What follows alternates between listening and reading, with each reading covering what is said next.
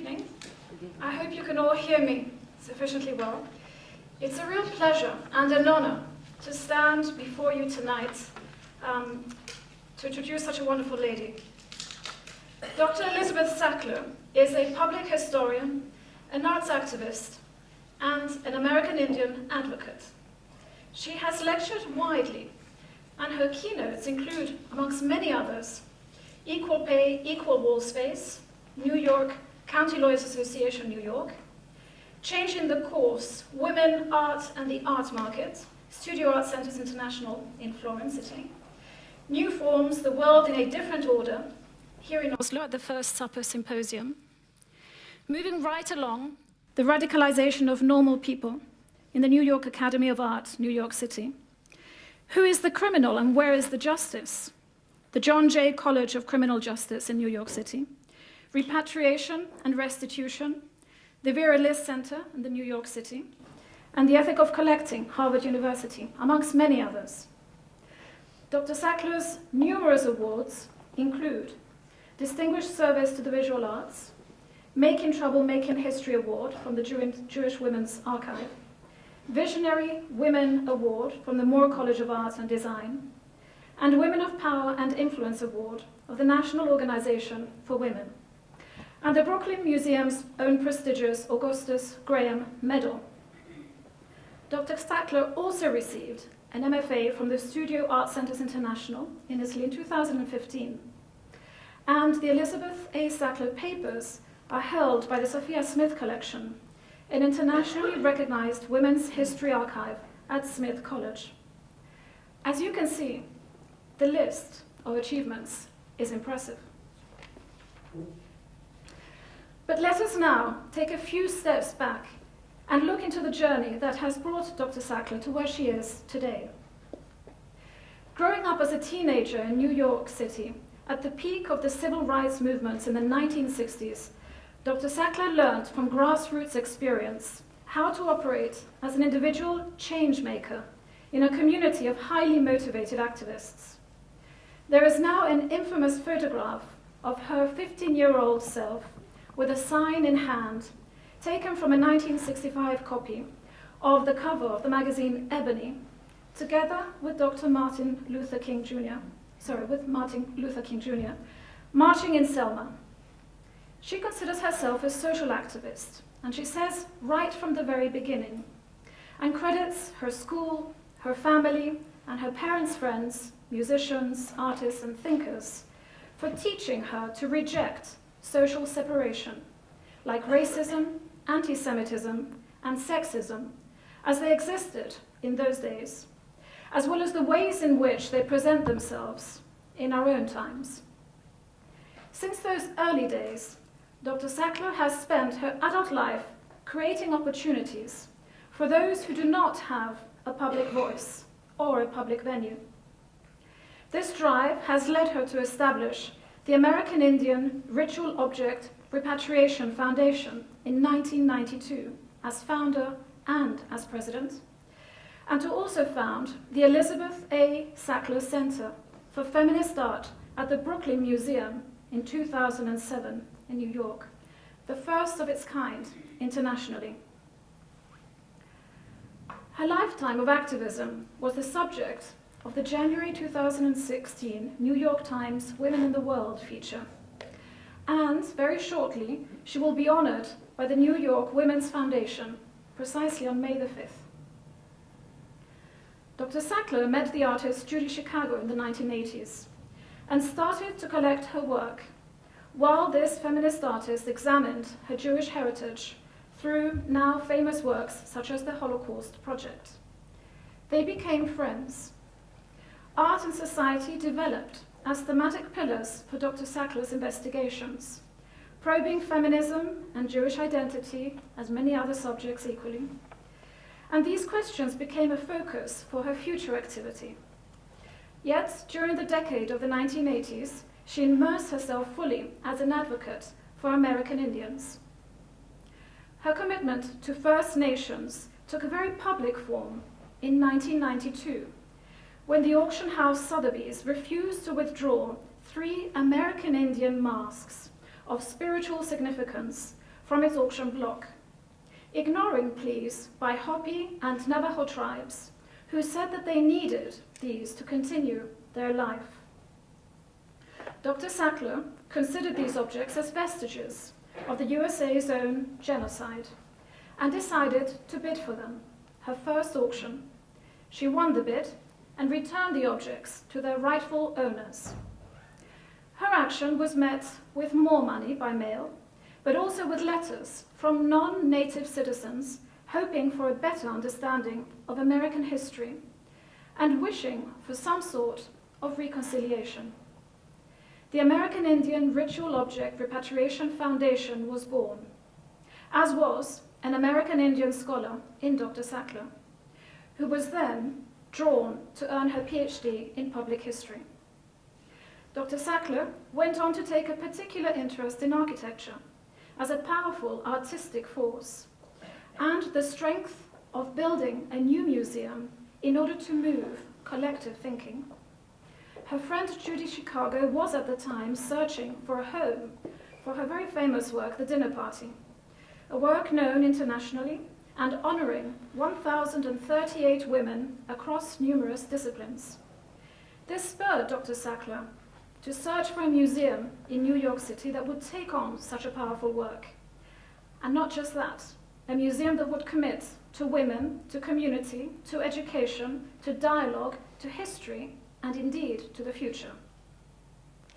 Groups like the Guerrilla Girls had been fighting for greater recognition of women artists and of feminist art in museums and galleries since the 1970s. And as Dr. Sackler went on to reflect, the very fact of a physical space and a center for feminist art embedded in an institution makes for institutional change.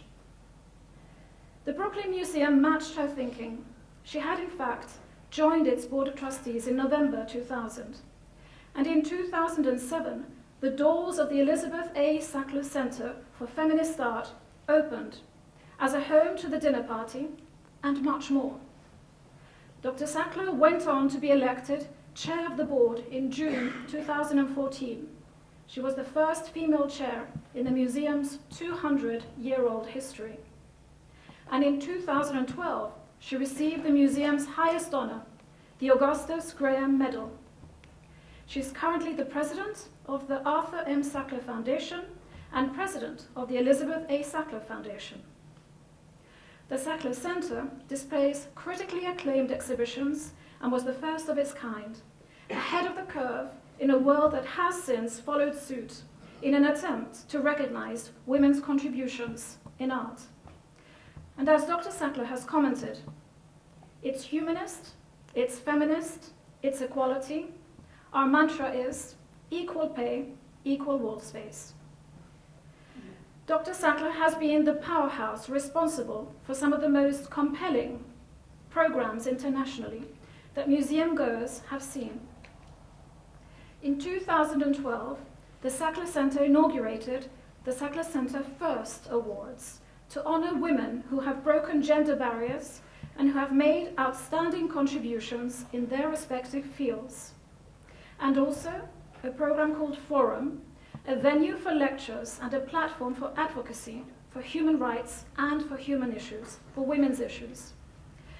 Under new director, Anne Pasternak, as well as a majority female board, the Brooklyn Museum has pledged to continue its commitment to women. And in honor of the center's 10-year anniversary in 2017, the museum will review its collections, installations, and interpretation material through the feminist lens. On top of being the first with our lineup of women in charge, we will be the first museum in the world, as an encyclopedic museum, to go through our collection with a gender lens, affirms Dr. Sackler. With crystal clarity and thunderous force, Dr. Sackler has used her position of influence to make room for those marginalized members of society, such as women, American Indians, immigrant communities, and incarcerated citizens. And in the spring of 2014, she began an ongoing public program series called States of Denial, the illegal incarceration of women, children, and people of color. A public program that initially attracted help from well-known figures in the USA and has galvanized a broader audience to join this fight.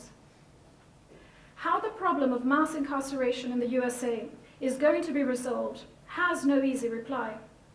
However, in her characteristic combative manner, Dr. Sackler has vowed to stay in the ring, advocating for citizens behind bars until her program is no longer needed. A true guerrilla girl, Dr. Sackler was indeed made an honorary member. It has been my great privilege to introduce you to the phenomenal Dr. Elizabeth Sackler, to welcome you to Norway, Elizabeth, and to thank you for your participation in this debate, which I have no doubt will be as incisive and sparkling as your very life achievements, and surely will continue to be well into the future. Thank you very much.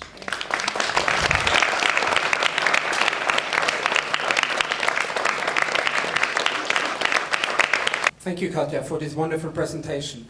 Tone, you will present the rest of the panel as part of being the moderator, and please take your seats, and I will take the chance to introduce you. Tone Hansen is curator and director at Henny Onstad Art Center. She's also recently elected chair of Norwegian Arts Council, and she has written numerous anthologies and publications in addition to exhibition works. We are very happy that you will agree to moderate this, and we look forward to the conversation. Thank you. Thank you. So then I would welcome, please, Elizabeth Sackler.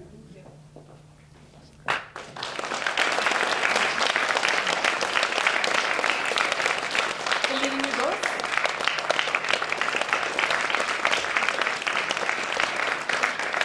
And Wenche Mühleisen. Work hard, have fun, make his story. I'm starting today's conversation by quoting an artwork by Lotte Konov Lund. I don't think she's here tonight, but most of you know her. Or rather, it's not an artwork, maybe. It is a page from her newly published Dagbøkene, January 2014 to February 2016.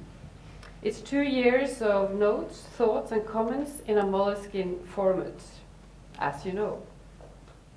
And I thought, when I read this text by her, what a great way to start a conversation on feminism today. Work hard, have fun, make his story. It's a playful drawing of text and a black head that you can look at later, where the S in the his is a little bit washed out. So it's a play of the word history in English, of course, that we don't have anything equivalent in Norwegian, but still I think it's a very interesting play of words. Are we really at a point today where we need to rewrite her story and start with that? And what an excellent opportunity to do so when we have Elizabeth Sackler visiting. Thank you. So this panel is composed of artist Eline Mugaas, academic Wenche Mühleisen, and historian and activist Elizabeth Sackler. And I think we're going to have a very nice conversation on these issues of rethinking what feminism actually can mean today and what kind of tool does it give us in order to deal with society today. And I think that's a very important starting point, as it's not only for women to think through feminism. But before I give the word to the panelists, since I now have the microphone, I think I'm going to say a few words about feminism in Scandinavia. As when I started working on this invitation text to this seminar, it struck me how obsessed we have become in statistical facts related to equality, and how little attention is being paid to the creative space that feminism do make for us, and how we can work with that for the future and in our contemporary. And that means looking at feminism as ideology, as philosophy, and as a political force. I believe that feminism and its history will continue to challenge habitual mindsets for both men and women. But what history are we referring to? Do we have the same view of the history of feminism in Scandinavia and in the US? I owe a thank to Katrine Holst, who wrote a very good book called What is Feminism? Hva feminisme? I think it's well spent time to return to that book, as it gives you a very good overview of the history of feminism in Scandinavia. But it doesn't only do that, it opens up a perspective of the possibility of rethinking feminism for the future, and I think that's how she ends, and she leaves that question to us. And I thought, let's take that ball and see what we can do with that. Feminism in Scandinavia has, of course, followed two lines. The one is the liberal feminism, the bourgeoisie feminism fighting for equal rights when it comes to ownership and the right to vote. The other line has been the labor movement, most successfully connected to the social democratic movement, dealing also with the rights for the workers. And while on the one hand you would say that liberal feminism maybe have succeeded, we still have to discuss how goods and space and wall space are being shared today. But feminism has also opened up for the possibility of rethinking the issue of gender, and of course the connotations connected to the word feminine or the male and the feminine is still very strong today. And for that point, I owe Toril Moi a great thank you for writing What is a Woman, dealing with Simone de Beauvoir's question, and rethinking if we really need to have the separation between the female and the male. So here we are at the force and the core of the challenge when it comes to feminism today, to maintain its radical force as a space and a room for maneuver, a way of thinking critically, not only what it means to be a woman today as a singular person, but maybe to use the critical tools of feminism, that is the possibility of seeing through the glasses of critique of the current hegemonic power structures, whether they are formed by him, she, or hen. So, with that as a backdrop, I would like to give the word to Elisabeth Sackler. And through your activist work and your engagement in the US, and especially with the Brooklyn Museum, you have a wide knowledge of how feminism is kept alive, or can be kept alive, and what form it could take. So I would like to start with you and to ask you what creative room for maneuver does feminism offer as an ideology, as a methodology for curators and artists today? Well, that's of course a very big question. And I have to begin by saying that the last 3 days have been wonderful for me, because I've had an opportunity to speak with a number of women and begun to understand how very different our cultures are between Norway and the United States, and indeed, as a result, the difference of what we perceive to be feminism, what we want from feminism, what indeed feminism means. So I have to say at the onset that in many ways, in response, to me, the use of the word feminism as we're moving into non-gendered world, of course, that's going to be another interesting part with the Sackler Foundation, the Sackler Center, as we're moving into a different kind of world. But that in many ways, I think of feminism now, here, tonight. For the purpose of this, I have to say I think of it as a placeholder. That I can't address what feminism will be here for Norwegian women, for women artists here, because I don't know that. That's something that I look forward to hearing from my co-panelists. But I can say that for myself, in starting the Sackler Center for Feminist Art in Brooklyn, and what the dinner party seeks to do is to halt the erasure of women from history. So in addition to wanting to pave roads and to open up opportunities for women equal pay, equal wall space. And of course, in the United States, we don't have equal pay and we don't have equal wall space. We don't have a lot. You're much more advanced than we are in many ways. But I think that it's important to recognize, and I would like to know if it's true here, and I believe it is so here, that women have been erased, forgotten, that they're not part of the canon, certainly in the United States. And that's what Judy did with the dinner party. And I've created an entire center around it. So it's not just about the dinner party, but it's really also about contemporary feminist art as a school, not just feminism, but feminist art as a school of art. And I think you had a big feminist art movement here in the 60s. So it'd be interesting for me to hear also what's going on now.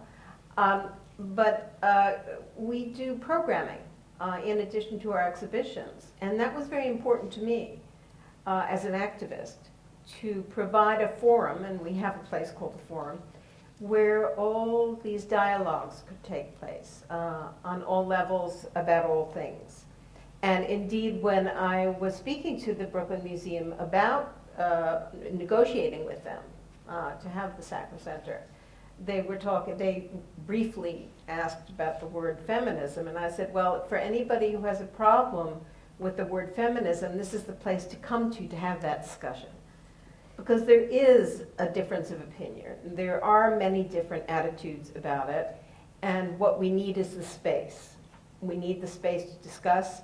We need a space to highlight what the differences are, what we think it is, what do we want it to be, what does it bring to us. I mean, feminism is equality, equity.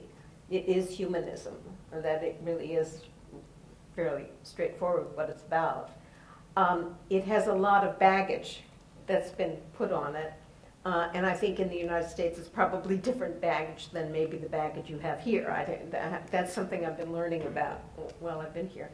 But creating the center for me was not to institutionalize feminist art, but to feminize the institution. It was a revolutionary act for me to do that. And it was a lovely introduction, and I thank you very, very much for it. But I think it also told you a lot about what has been accomplished as a result. We're coming into our 10th year, and indeed, even when the doors opened to the Sackler Center, the museum, and as an encyclopedic museum, we have over 1 million pieces. We have many, many departments going back from antiquity and so on and so forth. But it changed the institution immediately. And come next year, we will be the first encyclopedic museum to really look at its labels, at its didactics from prehistory forward. And that's a substantial change in the world, and one that I'm very proud of. And of course, we did make headway as soon as within months of the Sackler Center opening, the galleries were pulling out women's art, they were pulling out feminist art. There was a new life, it breathed life and awareness. And some guilt, no doubt. So, it's made a difference, and of course the other museums are following suit. So it feels very good. Great to hear. Thank you. We'll return to the question of the institution and institutional role afterwards. But Eline Mugaas, you have been working quite a lot in kind of the realm of being an artist, and in between being an artist and a researcher, which I find very interesting. From the point of view of your own work, you started researching first, Hold stenhårt fast på greia di. You will have to translate that for me. And then now, with your collaboration, which is very tightly with Siri Aurdal. And could you say something about your own interest in this? Because I guess it has something to do with how we taught art history also in Norway. Yes, I think first of all, I don't really differentiate between my artistic work and what I do as research. It's sort of, and I sort of see that as a sort of privileged place that I have as an artist that I try to hold on to. But I think very much the very sort of spark of the beginning of the whole Stenholt show came out of teaching. And both me and my colleague Elise Storsveen had been teaching, and out of that sort of grew a need of being able to talk and look at art that we didn't necessarily, or visual information that spoke about certain issues that we didn't see in the institutions. But it was first when we sort of took that idea to Kunsthall Oslo, and they so enthusiastically sort of welcomed this idea, but they also had some really interesting sort of structures that they sort of shaped this project in.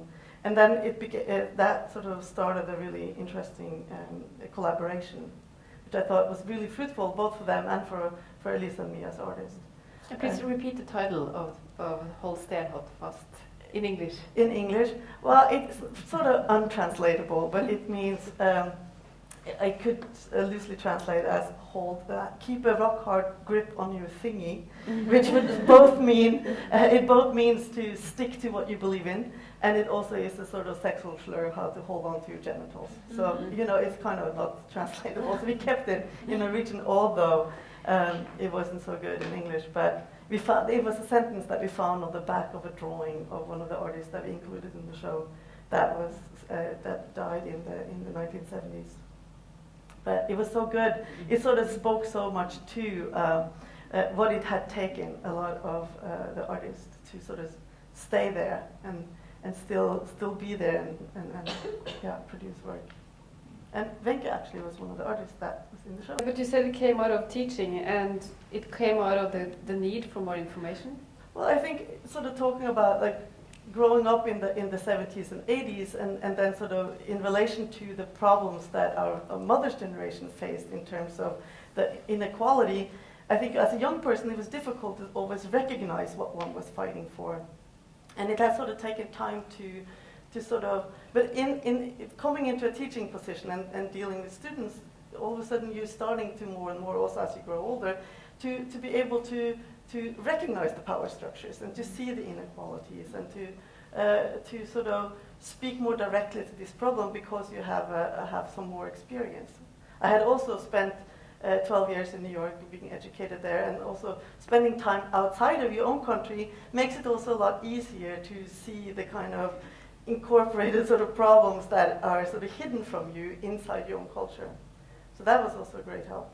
And also being in contact with things like the art of Judy Chicago and all the people that I met through my art history teaching there, or my education. Wenche Mühleisen, you have now been introduced as part of a whole Stenholt fast på greia di. As a performer and an academic, you've been working on gender issues for a long time, and my question to you deals with what kind of space does feminism create for us today, and what are the dilemmas that the feminism are facing today in current history, but also in the future? It's a very big question. It is, I know. I just want to comment on Eline, on the exhibition Stenholt fast på greia di, because for me it was very interesting, because when I was doing performances in the end of the 70s, beginning of the 80s, I was coming from the outside of the institution. I was coming from Austria, where I was living, and I didn't have an art education, and I didn't know the Norwegian context. So the amazing thing that happened for me when this exhibition 2 years ago happened was that through this exhibition I got a kind of knowledge about the context I kind of never got when I was just coming in doing my performances in the 70s and 80s. So that history has not been told. So I think I'm very grateful personally, and I think it's a very important work that, of course, Elisabeth are doing and Eline are doing in a Norwegian context. So it's I think, well, my English is kind of corny German English. What I think is very important is to keep reworking the archives. And I think maybe that's what you are doing. And that is a very challenging, as I see it, work. And if I can say shortly, I had to write it down because of my English is so poor. I want to say shortly some of the challenges I see for feminism, which are many, but out of a Norwegian context, and I think it might also be a Western context. As I see it, feminism has partly, at least, been assimilated or co-opted into a kind of consumer culture. If I go back to the 70s and think of the methods of the consciousness-raising groups, a kind of liberating methods of self-inspection, of researching the intersection between the personal, the private, and the political. And if we then see today how this individual introspection and the staging of the perfect self has become part of mainstream culture and commercial culture. So today the slogan of free choice and the individual staging of the self in the market has become a kind of neoliberal culture. And at least in Norwegian we have a very weird situation, I would say. A very weird, a strange situation. Because when it comes to equal opportunities, there has been a revolution. If it comes to how you can, what kind of families you can live, if it has come to how you can do love and how you can do omsorg, what's that for children, care for children, it's kind of common sense that men are caring for the children, that women are taking part in the working force, that they can have all kinds of positions. And that's a success, and we should be happy for it. But the for me is that feminism has been kind of co-opted. In Norway today, we have a right populist party, which in fact is in power. Mm-hmm. And they like to talk about women's rights. They even like to talk about feminism. And that's a very strange feeling, because we even have a situation... It's better than what I'm hearing in the United States. But they never talk about feminism, the right. challenge of feminism in Norway. Yeah. When they talk about feminism, or the lack of feminism and women's rights, it's always the lack of the others, the lack of the Muslim of women's rights, the lack of the migrants. They don't have, they are not feminist enough, or they don't have the equal opportunities like we in the West have.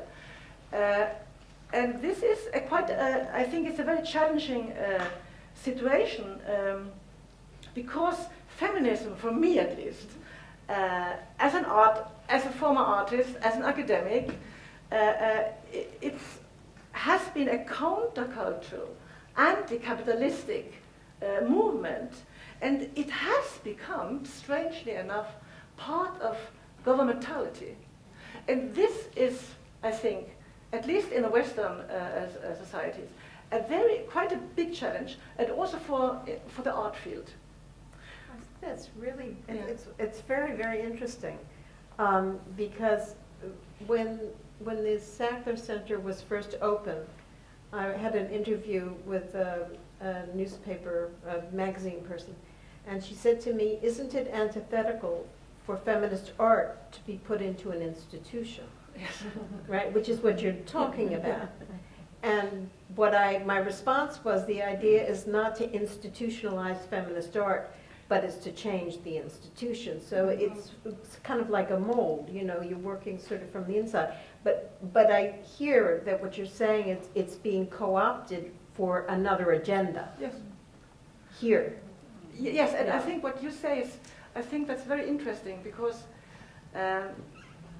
I think in Norway we have something which we call it state feminism. It sounds kind of terrible, but it's not terrible.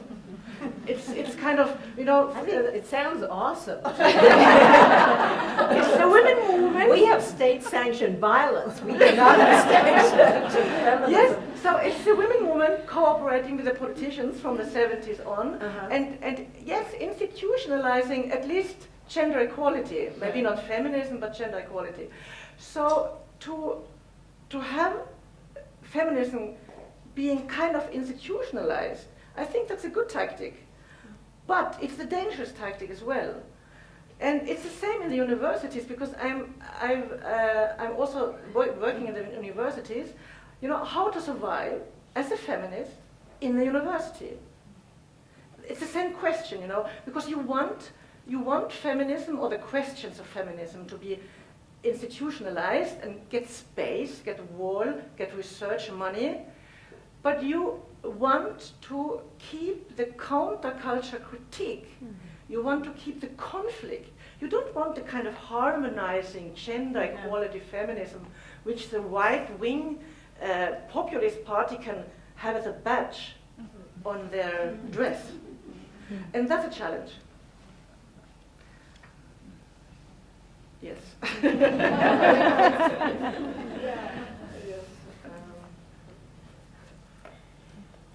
I agree with you in terms of a right-wing movement and the use of equality as something that is threatened from something from outside, which is kind of used as a consequence. And that's also why you see the populist party becoming very religious in terms of being Christian feminists, in terms of protecting something, because you can use it as creating something on outside.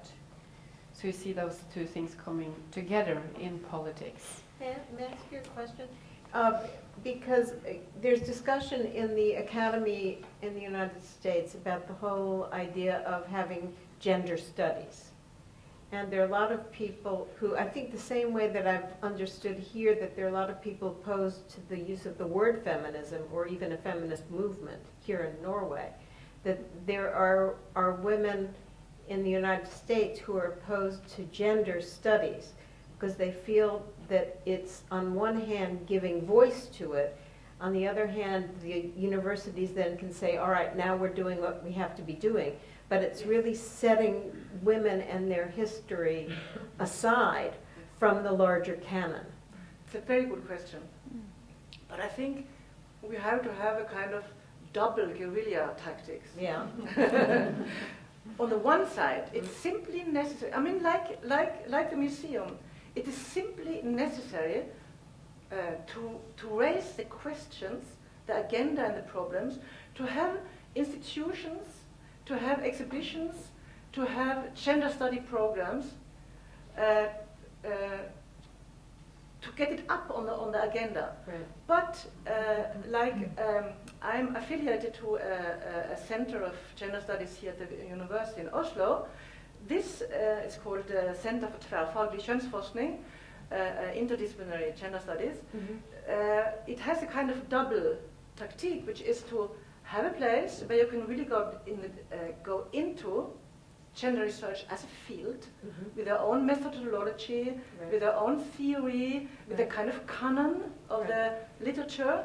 But at the same time, it is just as important to cultivate and give space for the scholars in all the other institutes, be it science, be it sociology, be it art, philosophy, so that feminism does not become a sect, that it becomes part of every discipline. So it's you have to have a double tactic, I think. And I think that's what you're doing, aren't you? A kind of double tactic. Well, I think of it more as looking at it from 3 and 4 dimensions of what I'm doing. So it's double, yes, but I think there's even additional work that's being done. Because, you know, in exhibitions, Catherine Morris, who was here visiting, who was our Sackler family curator for the Sackler Center, is wonderful, and we have fantastic exhibitions going up within the center, both of contemporary artists and also in our herstory gallery, and that's a whole other question of the use of words, so we're changing the use of words. But in the herstory gallery, which is looking back, but the Brooklyn Museum has provided for me a soapbox, a platform in which to address all issues of human relevance, not just issues relating to women, which is why we started in 2012, because we have a big mass incarceration problem in the United States. What's the translation of that word? I didn't understand. Mass incarceration. Mass The- incarceration. We have 2 million people in. Okay. We have 2 million people right now in prison I understand. in the United States, and they're mostly people of color, Yes. mostly African American, and the statistics, I won't even go into, the statistics are absolutely horrific, and basically what the laws have created are concentration camps, and they have disenfranchised, unlike your wonderful prison system here, they're disenfranchising people from being active as citizens of the United States. So once you're in prison, if you have a felon, you can't vote. You go out and they give you $10 and you can't get food stamps, you can't get a job, you have to check a box. I mean, it's all very horrible. They're putting people in solitary confinement, but that's not what this panel is about.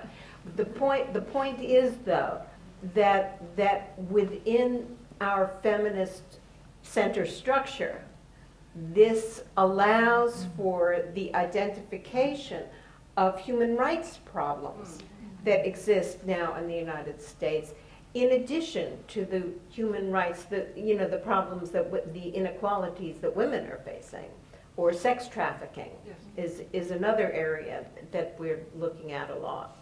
So I think I understand about, one doesn't want feminism to become popular culture. But there's so much work to be done that there are those of us who are natural agitators that we can always stay ahead of the pack and keep prodding, right? Yes. That's true, yeah. So returning to the archives and Eline, and the need for constantly keeping the archives open and reinvestigate history. I think that's also been something you've been working on with Siri Audal. Yes, and I think also that, often on a very sort of light and popular platform like the newspapers, it would often be asked what you could do to fix it, And I think often like what can you do to fix the problem that there's not complete equality between men and women, but I guess that's what feminism is. It isn't just about fixing it. It's about sort of being aware of that to teach also the younger people to have that critical thinking about what kind of choices that you made, and to constantly go back and reinvestigate the type of choices that you make, and as soon as you sort of inherit positions of power, then it becomes more and more important to investigate the choices that you take or the institution you work for takes, and to keep on teaching that as a humanist position. So. Investigating this talk, I googled feministisk kunsthistorie i Norge, feminist art history in Norway, and I came to this seminar. And just hold still, hold fast på greia di. Okay, so I guess I'm leading on. That's good. Which means that there is a lot of work to be done. Yeah, it's a lot of work to be done, I think. And that was interesting, as we were doing research for the Holstenhart, it was really it felt like we were breaking the ground, because there was like nowhere to go to start looking for things on. It was, most of the artists that we were looking for were working in a time before digitalization, so there was not they were not on internet, because they were not really bought for the collections. There were no collection really to go and look at, and also because they were not represented in a lot of shows. So first, of course, you read all the text, and then you go to the library and you go to the museum and start asking people working there. And there's a couple of people you know, and then you have to go and visit them and ask how it was and who to look for, and you start up having long lists And I think, it came to the point where a big part of the research was like calling people from the phone book, trying to find, asking people, did you have an aunt or a mother with such and such name that was an artist, or is she still alive? And would you know who could have a phone number where I could call her? Or so it was this really sort of long process of finding people. And we had, I think, at the point a long list of artists that was interesting, and we wanted to look at of 100 artists that was boiled down to 15, 19. There were some collaborations in there. And I think we could have made many really good shows out of that list. And also interestingly, as to quote Will Bradley from the Kunsthalle, that we didn't need to borrow a single piece from a museum to make the show. Wow. That's the bad news and the good news. Yeah. It's of course then you understand how important the archives are, and to be included in the archives in the contemporary. And it's of course a question of looking back, but it's also a question of looking at here and now, and what do we do to prevent that from happening in the future. As we can see that few women still are given the possibility of having a solo show, a mid-career show, and with all the history writing that comes with being given that space, that wall space, that floor space, that view on your history. And it's also a question of how do we deal with this to prevent this story from happening as we go. Well, I guess also it's one of the interesting things, like with the experience of working with that show, was to sort of realize your own definition power, and that there's a certain power that everybody has. And like the power I have is the power of seeing somebody else, and that power is much greater than just being myself in the world somehow. And then using that power to actually advocate for the artist that I think is important, and to start using the same power structures that is in use there already, to turn them around, to invert them, and to use them against themselves by presenting things, by advocating artists that I think are really important, by pulling things up, by talking about it, and that also. And for me, interestingly, with this last project, this show that I'm doing together with Siri Aurdal of Kunstnernes Hus right now, what for me personally that was quite interesting, because we had worked together for the whole Stenart, and she was one of two artists that I sort of discovered for myself during that research that I had never heard about before that show, and there was completely new acquaintances. But what it did for me now, going into this show, knowing a little bit about the history of her work and the conditions of her work, was that all of a sudden it opened up for me bringing into the process of working all these elements that I have really tried to shy away from as a woman, that I find difficult. Like all the invisible work that women do, like cleaning up, doing personal phone calls for somebody, all these kind of. But this task actually took that type of work, and I had to sort of include that as part of my practice, and suddenly lifting what was invisible into the visible process. So that for me, that was a big sort of opening of a type of door. And sort of understanding myself as seeing myself that I could be, by being the structure that she needed for her work to show, making her visible was also to taking a role of the invisible. And how these two things were connected. Wenche, do you think this has something to do with the lack of confidence in our own history in Norway? I'm just thinking that when I went to art school, I'm educated as a teacher, as an artist at the beginning, and we didn't learn anything about Norwegian art history, whether men or women. It was an American history being told to us, past 45, it was an American history, and before that it was a French one. What we are talking about now is very important, and as when I supervise my students' thesis, there is a problem, like you said, that there was an American history and there was a French history. There is a repetition, a kind of default repetition of Anglo-American references in my students' papers. It is as if at least the very contemporary, like I'm interested in performance because I was working with performance myself, and especially performance artists working with sexuality and gender and sexuality. And I mean, it's a wonderful story, the American story about the performance artists, so that's not the point. But for example, an artist like Wally Export, an Austrian artist, who was doing very radical, fantastic work in the end of the 60s, beginning of the 70s, connected to the Viennese actionists. You don't hear about her, or people have to be very into it to hear about it, and that is it's a problem that we keep repeating, and you know, the books that are written keep repeating the same stories. Not that it's not important to have that into it, but I think we really have to keep our eyes open. You know, what about the Icelandic story? What about all these contexts that are kind of in the margins? So for me, it's important to kind of try to get in these other stories, other archives, into the story of feminism in art.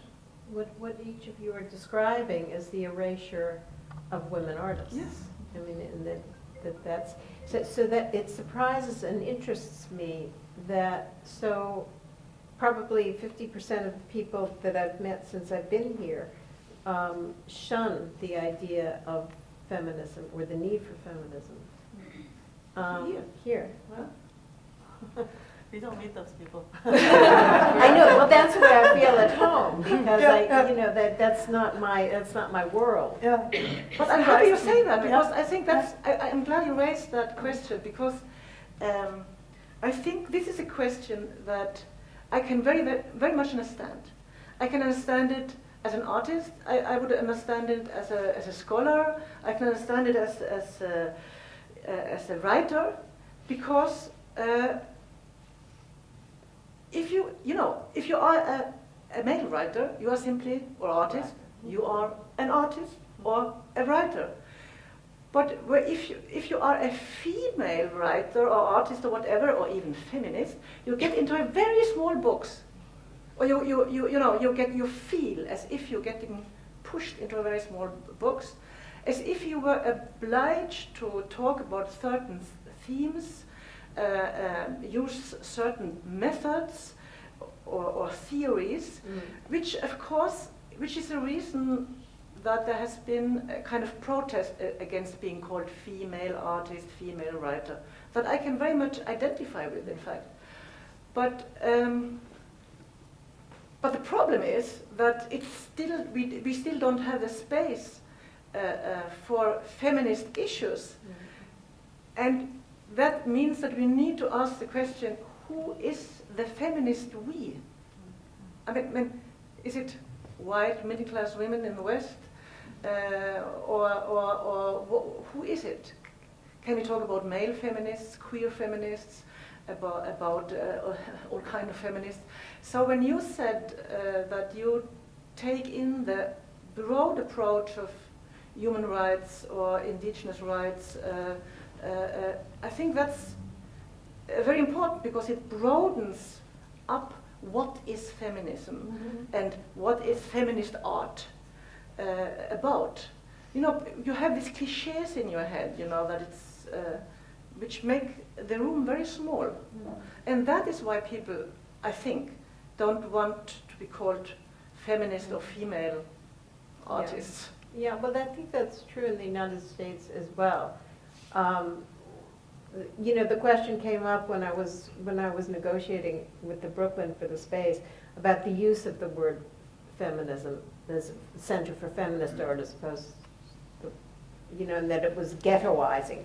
And I said, no, this isn't about creating a ghetto. This is about creating the beacon. And I said, when we put the contract together, which names the Sackler Center, and it's going up to 30 years from today, because I figured by then I'll be dead. So that if they change something, I'll be rolling over in my grave. I won't be having to fight. But in any event, the name, the Sackler Center, the Elizabeth A. Sackler Center for Feminist Art, I said, you can get rid of the feminist art under the following circumstances. When we live in a world of equality, equity, and justice. And until that time, we need to have a feminist center to address those issues of inequality, inequity, and injustice. And so that's the way. Yes. That's the way Make I sure see it's it. going to stay that way. Well, hopefully, but that's what the director said. He said, well, I guess it's going to be here for a real long time. So I said, well, we need to have that voice. We need to have the platform. We need to have the place to discuss the issues of inequality, whether it's gender inequality, Yes. transsexual inequality, or people of color inequality, Muslim inequality. I mean, we need that. Yes. So what we talk about, I have the feeling also, is in many ways the need for identity politics and the problems of identity politics. That's very well said, yes. Because in a way, what would be the dream of feminism? It would, of course, be that feminism is not at all important anymore. Put ourselves out of business. Yes. So, and the problem of identity politics, and with that I mean all kind of identity politics, is of course that you kind of reify the very categories you want to kind of free yourself from. So it's a dilemma. It's a real dilemma we are discussing, I think, and it's a very interesting dilemma to be in. This. Well, it's a wonderful philosophic dilemma. Yeah. And with that, as most philosophers, we would have to come to an answer by not rational means, because you can't come to the end of that. So you have to make a leap of faith someplace to get to the other side. I don't know where that brings us.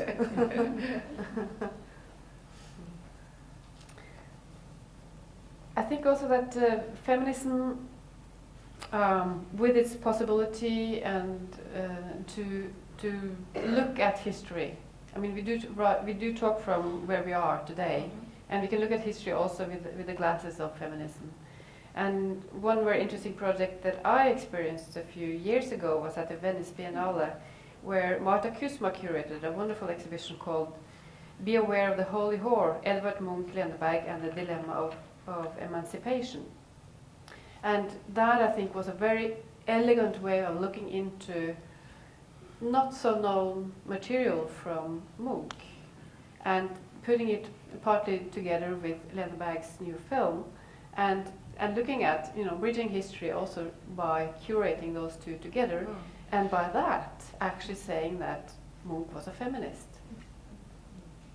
He worked proactively for women's rights, and he did so through his work, in his writing and in his cartoon drawings. So I think also it's a way of thinking, in a way of bringing this humanist aspect into the look of history. And one other thing is that we should remember, of course, is that feminism brought to the table a lot of materials that were not accessible for the visual arts until they did so, with the Women's House, for instance. And using a sewing machine or to cut something, to cut a piece of painting in two and to sew it together again, is okay today. But using the stitches and things would be something radical in the 70s. So it has changed quite a lot of the opportunities. It just seems like we in Norway at least, we're lacking this Griselda Pollock position within the universities maybe, or in art history. There are people also here in the audience who's been working on those issues of writing history. And but one thing to you, Wenche, is the question of no, we don't want feminism to be part of a popular culture, but do we need some pop stars still? I even think that feminism should be part of popular culture, if that's not the only thing. Yeah. Because we need pop stars, and we need Elizabeth Sackler, and we need all kinds of people fronting feminism, because feminism is not feminisms, showing that it is not at all one thing. If I can say one more thing, I will stop my mouth. Because what I love about feminism, and since the 60s, 70s, is something which very easily gets lost. It gets very easily lost in the institutionalizing way. Should we open for questions from the audience? Hi, my name's Natalie Hope O'Donnell, and I define myself as a queer feminist curator. Wenche Mühleisen touched upon this, and first I want to thank you all for your contributions here tonight, and also to your contributions for many years prior to this, to the feminist cause. Incredibly grateful for what you've done. I'm a little bit troubled by the composition of this panel and what it says about the form of feminism which is being presented here today, because it's very second wave, by which I mean it's very white, heterosexual, privileged, and it's not really a criticism for you, but it's a criticism perhaps of the organisers for thinking of the kind of view of feminism that we are presenting here. There are black feminist artists working in Norway. There are queer ethnic minority commentators who could have fronted feminism, because this is one of the spaces that we're talking about.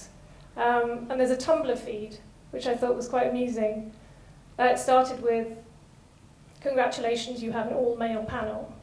And the follow-up to that is, congratulations, you have an all-white panel, which unfortunately this is. And I'm not saying this in any way to be a pain or to piss on the party, but... No, what it says, Natalie, is why you need to have a Center for Feminist Art at the new Norwegian National Museum, is so that you can have all of the dialogues with all of the various people, and it's not just one evening of something that may or may not cover everything that you would like. But I think when you do the first presentation, and also in Norwegian, the title of this talk is feminismen, so singular. And I know Wenche Mühleisen mentioned there are feminisms, which of course there are. It would have been great to have slightly more diversity in this public presentation. And it's not your fault. Not your fault that you're white. I actually am Jewish. I don't consider myself white.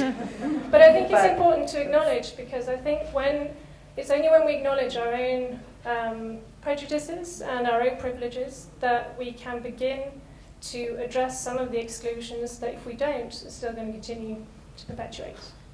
Thanks. I noted. It's noted. Figure that next time. No, I think it's absolutely relevant to ask that question and to bring it up today. So let's do a second round on the Munch Museum next time. I'd like to come in on perhaps more of an institutional perspective, and to say that one of the problems that not just Norway but many other countries have is actually who is inside the institutions. You're talking about who's on this panel, but I think we do have something that we need to think about a little bit more in many countries, including Norway. Who are the people running the institutions? Who are the people curating the institutions? Who are the people running the public programs of those institutions? What parts of society are they coming from? And I think if we all are to do a little bit of self-critique and look at our institutions, we'll see that indeed they are all very white and very middle class. And this is not, I say again, not just a problem in Norway. When I was working in the UK, that was also a problem. And there was a big debate at the time about how you proactively change that. A lot of people were saying, well, you can't start counting and practically, affirmatively say, for every institution that you have, one must be of Afro-British origin or Afro-Asian origin. And yet, in many ways, that is what they did, and that's how they managed to begin to change. So I'm not saying this is what we have to do in Norway, but I just would like to raise that point because it is part of the bigger problem. I'm very happy these comments are coming up, and I want to thank you for that, because it's it's very complicated, and then I think it's very easy. You know, why don't we simply do as you say? You know, we can start counting. We can start, you know, looking at the panels with these eyes. And said that, we can also ask the question, who is queer? Am I a heterosexual? What does it mean? Am I a woman? I don't think so.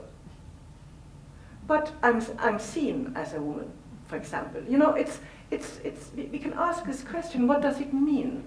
How do we perform gender, ethnicity, and how do we carry it out? So it's a complicated question and an easy question, somehow. Hi, my name is Nandin. I'm not an artist, but I'm an activist. And I just wanted to ask you, Elizabeth, about a situation when I was in New York last fall.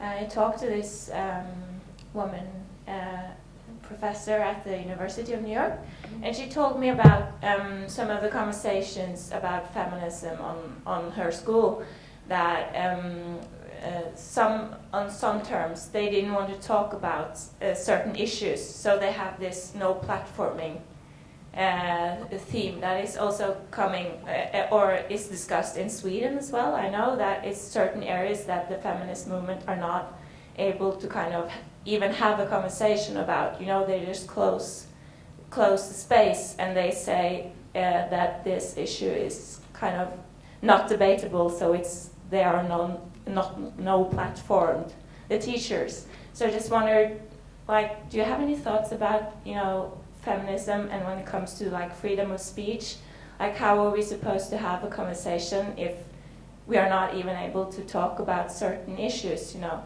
is it going forward if we keep like no platforming some of the issues? Like, how do we deal with that? I don't know precisely, you know, the circumstances at NYU, and in the academy I don't know really what's going on with that kind of limiting approach.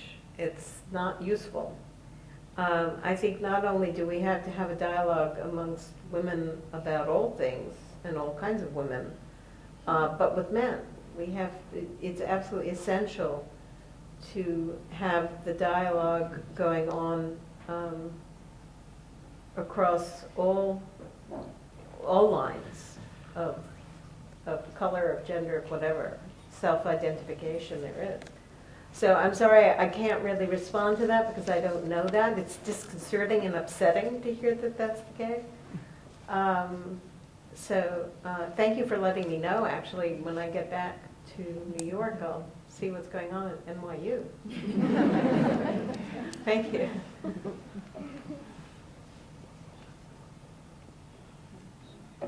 Could I comment on that, the issue of the institutions that Katya brought up? Yes, I think we should start counting. We should. Yes. And, well, we'll have to find the ways of counting, of course, but yes, we should. And it's not only about the situation today, it's the situation of who is actually using the museums too. Who feels that they have access? Who owns the history that are being presented in the museums, and how do we change that so that it feels like it's relevant for very many other people than it is today? And it's a huge work to do, and we haven't even started touching upon that in a way, I think. We barely started thinking about it. And we need to do so if the art world at all is going to have any relevance in a society that are constantly in change. And it means, of course, giving up some privilege, space, possibilities to people you don't know. But it's really shocking as one is realizing that people haven't been counting for years. I think this is something that came up in debate around the Munch Museum and their new exhibitions, that was the surprise when the critique came that one isn't counting. Because this is not a new idea of how to actually deal with this problem. It's so interesting because when Arnold Lehman came to the Brooklyn Museum 18 years ago, one of his primary mission, really, was to open the museum and make it a welcoming space for the community. And Brooklyn is a predominantly black borough for Manhattan, for New York City, and the Metropolitan and then Whitney and then Museum of Modern Art are all very white, very elitist, very blah, blah, blah. And Arnold said, no, these doors are going to be swung open. So the question of diversity for us at the Brooklyn is a major piece, both in terms of our audience and in terms of who is on the, who's working at the institution. And diversity is our key word there. So, and that's something that Arnold brought in.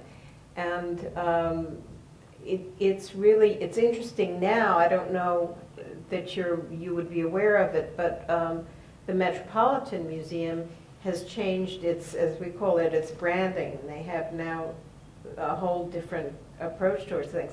And one of the reasons they are looking for a new demographic is because they're being accused of elitism, et cetera, et cetera, et cetera. But so when you're talking about counting, I guess it's the one thing that I can say, that we count very carefully. And it's very thrilling. We have first Saturdays, which the museum is open from 5 o'clock until 11 on the first Saturdays of every month. And they actually had to stop the dancing because it became dangerous for the art. There were 10,000 people coming into the museum, and mostly people of color, people from the Caribbean. I mean, it was absolute, and it continues to be an absolute joy to see the museum being populated by the community. Talking about community, I think also when we talk about institutions, we talk about the kind of the big institutions, the established institutions. But I think at least Norway being a small country, we have not very many subcultures. We don't have many counterculture spaces, which I think is very important, that you have a kind of forest of countercultural subcultures to create spaces before they get represented and fetched up into elite culture or high culture. And I don't know how that is in the States, but at least in Norway we are living a time which is kind of called crisis.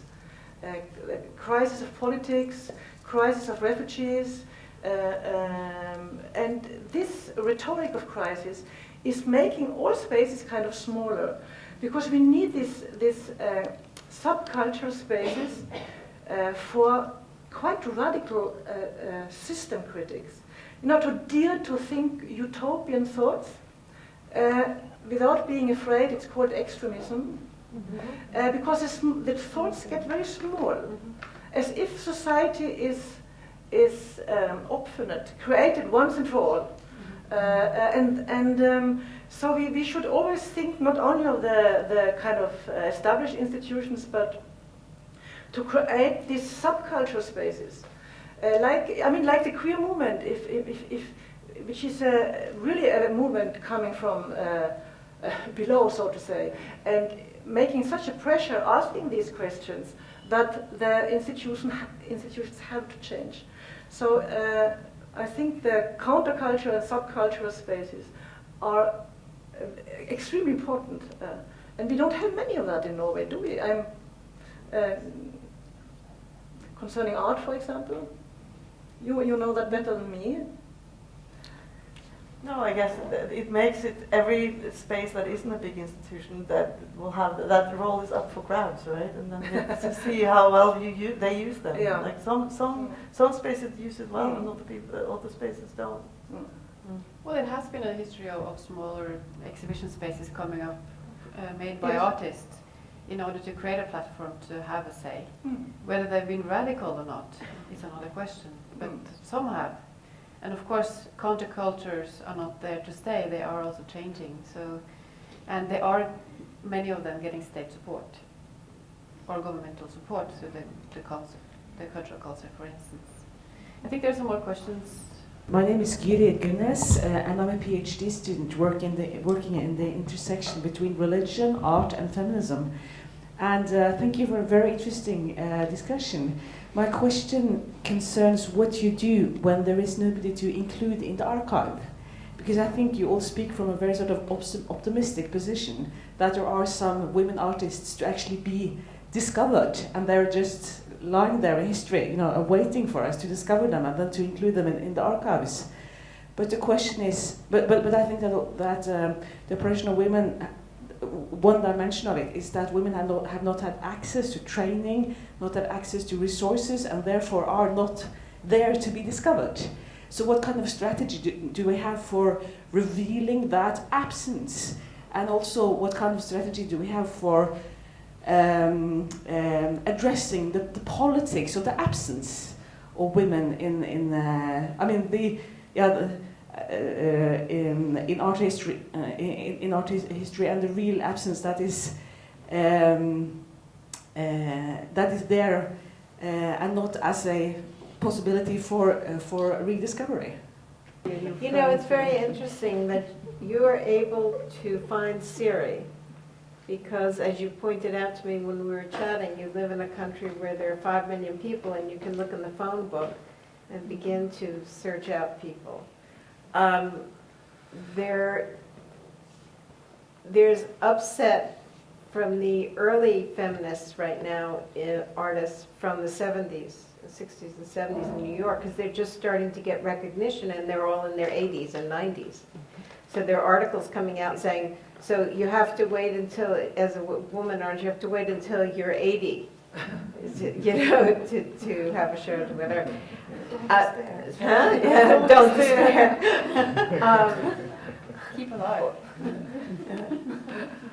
It's part, in the States anyway, it's part of a much larger problem for women, and for young women who really think that there's no need for feminism, and I say to them, well, the glass ceiling that we talk about has gotten lower, higher, but when you hit it, you will have a migraine if you don't recognize right now that it's there.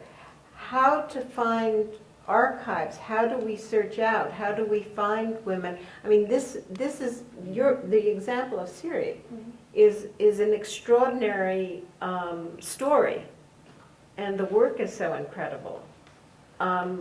It's not something that I've had any involvement with in the States, so I'm not quite sure how to respond to it. Sorry. The politics of absence. I think what your question in itself is important. Virginia Woolf was asking the question, what if Shakespeare was female? You can ask the question, what if Shakespeare was black, was queer? To ask the question is to get you get the eyes to see with a different eye. So to show the conditions for how art gets produced, what kind of categories would have a possibility to become an artist and who not, is in itself an important work to do. But at the same time, we need to sort of go through this process of looking for what exists for a possible archive, because that will also tell you what is not there. And it was fascinating to start looking into, for the Forstandersalen, we were looking for art and artists between the 1968 and 1989.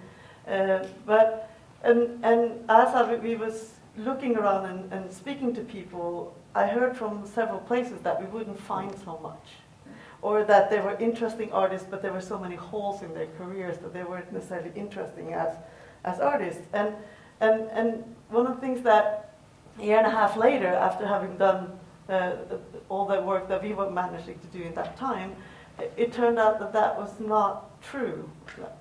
We found so much great work. We found so many great artists, and several that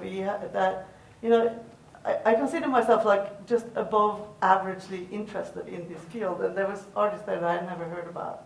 And so there's a long way down to that bottom, even when there is people who didn't even produce things or do things or write things. But then, of course, I think when you come to that space where there is no one there, then you can actually start asking those questions. Why are these people missing? And you would know who those people are then, because you can tell from the numbers who they are. But one has to ask the questions first. My name is Alex Ramon. I'm head of the Hvilke Museum, and for the most perceptive view, it's definitely not a beacon of feminist art, I must admit. However, there are two things, or three things maybe. I was quite surprised by the Google search you did, Tone, finding about how little we have done on feminist art in Norway, or art history. And I may have not sort of paid attention, but I'm not sure if this seminar have actually answered the questions posed, which is probably just as well, what can you possibly achieve within 60 minutes? But I think the search you have done, modest as it may be, what we have talked about for the 60 minutes today is definitely something, and it's quite clear that we have to do some serious work on feminist art history, feminism, or feminisms, as you said, Mühleisen, for the years to come. And I think that's adamant for us, art historians, institution people, and so forth, to do so. And so, let's start then. So let's roll up our sleeves and start working. The role of the institution in this sense. I mean, Moderna Museet had first, when they started, their Dream Museum, in which Pontus Kyander were allowed to acquire a lot of artworks that have become very important for the Scandinavian countries afterwards. And then Daniel Birnbaum started his second Dream Museum, where he raised funds for acquiring works that are missing out of their canon. The question is, if you can repair a canon, do you want to keep the canon at all as a standard way of dealing with history? And if by doing so, looking back in history, you're forgetting your own time, which is giving enough space and money to women artists to have a career also in the future. Yeah, I think the canon has to be rewritten. It's incomplete, it's inaccurate. I think it has to be sort of blown apart and reconstructed, and that's one of the things that's top of the agenda for us in any event. I think the question of whether or not feminism, in whatever way you choose to define feminism, would provide additional something for an artist. I mean, historically, feminism comes from a place of oppression and suppression. So, but I think it's become a larger, the areas are larger as the decades have gone on. I think for artists, artists create, well, human beings have to create. I think it's in us to create. And I think artists create whatever it is that's important to them. My name is Vigdis Lian, and I've been working within the film industry as a bureaucrat for 40 years. And the one thing I know is for certain is that you have to count. And I have been counting women in the film historical books written in Norway. They're all placed in the very narrow room called women films, women faith, women stories. They're all women, they're never directors. And I've counted all the directors since 1975 because we only had 2 female feature film directors until 1975. And we never passed the number of 20%, 80%. And that means that we never reach that glass ceiling because we are not close to it for the time being. And the difficulties has been that we thought we were a beacon for film industry because we have 3 strong film directors for 15 years, 3 of them. And they traveled in the Western world. I don't think we should be self-whipping today. I mean, the panel is right, we are women here. And in the end, I said, if you don't count, we cannot change anything. And the only country in Norway, in the Nordic countries now, is Sweden, that has established a national digital archive for women filmmakers. But if we don't focus on feature films, because we have a lot of talented, gifted, clever women making short films and documentaries. But if we don't count the feature films that is in the cinema, are in cinema, and get the focus and get the money, we never reach anything near the balance, the gender balance. And we have for the time being Minister of Culture who said in an interview this Saturday, and she had a question about quota. Do we need a quota to get more female directors? I mean, directors that are female. And she said, if I translate it right now, if they are up to the standard required, we cannot introduce the quota. And she said that about women directors in Norway nowadays. This is not the question. It's more kind of, I'm so tired of debating where are the ceiling, what are the ceiling, where are the walls, how are the walls. We have to count, and we have to count correctly. And we cannot change anything unless we have the right numbers, the right figures. And then we have to start from there, within the institutions, out in the open society. And as for the Nordic countries, we are public funded. That means that public funded money should go to filmmakers, artists in all formats to be equal and have the equity and the justice. And I think it's as simple as that in the end, but that is at the end of the day, and that it might be a kind of fata morgana. But for the meantime, I'm counting. Thank you. I'm talking from the perspective of a young woman artist doing feminist art. And I think that big confusion in the society what feminism is, and it's very a disuse, the word, what people associate it to man hate. And I think people who are here now, you kind of gather a group of people who are already interested in feminism. And my question is, how do we reach out to the mainstream?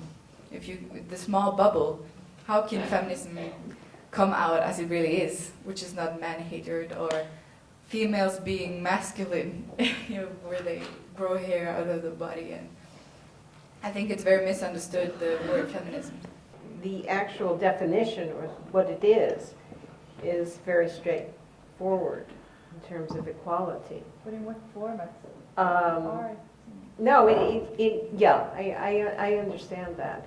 I think what you're alluding to is a backlash reaction to feminism from the 70s, which was the second wave feminism in the United States. I don't know how that is here in Norway, if you still have that, if there's, it sounds as if you're saying that you run into that kind of man-hating, hair-growing kind of scenario. So, I mean, because my world is a feminist world, I don't run into that a whole lot. And frankly, I don't really have enough. I don't have time for that.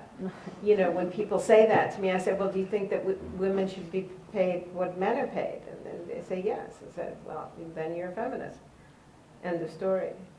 But because it's an argument, it's a dialogue that has no it has no end. We have bigger work to do, I think, and then everybody will come along. Right now, we're in such a tremendously difficult moment in the United States with our political scene and what it is that we're looking at with Trump and the right. It's very frightening. So it's been interesting for me because my focus has been for so long on feminism and feminist art and the Sackler Center. And right now we're looking at a very, very big sea change in the United States, which is terrifying. And frankly, it makes my work at the museum look very insignificant compared to what the potentials are that we might be looking at in the country.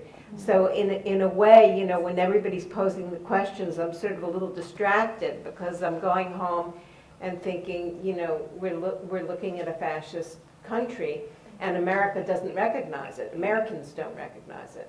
They don't know what's happening. So I guess if some people feel that feminists are man-hating hair growers, that's better than somebody who says, and is running for president, that Muslims should be shot, and you know, all of the horrible stuff that's been thrown around. I mean, we're really facing, and as you well know, I mean, everybody's terrified. The world is terrified. Yeah. I'm very glad you say that because, I mean, as you know, for years we have a very conservative right-wing movement in whole of Europe. And in Norway we have a right-wing party in power. But I mean, the question, or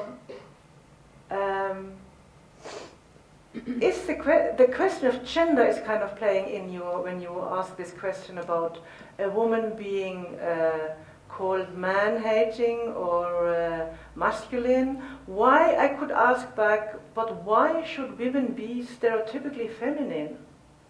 First, what's so attractive about it? What's so important about it? Second, do only men own masculinity? No, certainly not. And that's what feminism is about, to explode those categories, because they are quite stupid, but they have much power. Bravo, thank you. Thank you. A good read then is What is a Woman by Toril Moi. It's a good read when it comes to that. So there's one final question, and it's a man. Well, it's not a question. I'm Lars Elton. I'm an art critic. And I would like to end this with being an optimist, because I sit in a room with a lot of women. There are far too few men here.